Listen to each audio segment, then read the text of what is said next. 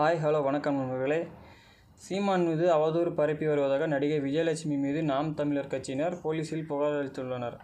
சென்னை சீமான் மீது அவதூறு பரப்பி வருவதாக நடிகை விஜயலட்சுமி மீது நாம் தமிழர் கட்சியின் சார்பில் புகார் அளிக்கப்பட்டுள்ளது. திரைப்பட நடிகை விஜயலட்சுமி 40க்கும் மேற்பட்ட தமிழ், கன்னட மொழி படங்களில் நடித்துள்ளார். இவர் நாம் தமிழர் கட்சி தலைமை ஒருங்கிணைப்பாளர் சீமான் மீது கடந்த மாதம் 28ஆம் தேதி சென்னை காவல் ஆணையர் அலுவலகத்தில் புகார் அளித்தார். அதில் சீமான் மதுரை மீனாட்சி அம்மன் கோவில் மலை மாற்றி என்னை திருமணம் செய்து கொண்டார்.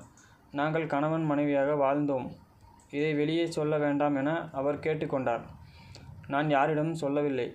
இந்த நிலையில் அடுத்தடுத்து 7 முறை கர்ப்பமானேன். அதை என்னுடைய அனுமதி இல்லாமலே அவர் மாத்திரை மூலமாக கலைத்துவிட்டார். இந்த நிலையில் அவர் எனக்கு தெரியாமல் வேறொரு பெண்ணை திருமணம் செய்து கொண்டார். என்னிடம் பணமும் பெற்றுக்கொண்டு மோசடி செய்தார்.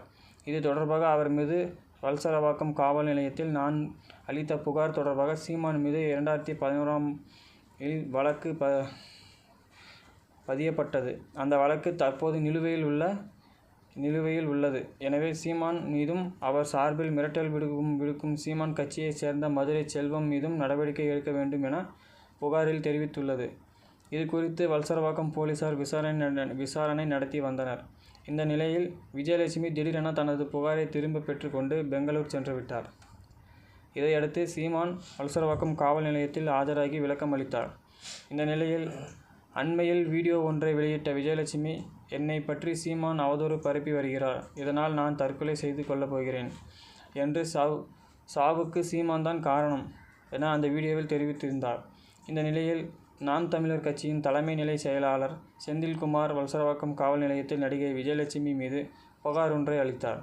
அதில் தமிழர் முன்னேற்ற படை கட்சியின் தலைவர் வீரலட்சுமியின் தூண்டுதலின் பெயரில் நடிகை விஜயலட்சுமி பணம் பறிக்கும் நோக்கத்தில் சீமான் மீது பொய் புகார் அளித்தார்.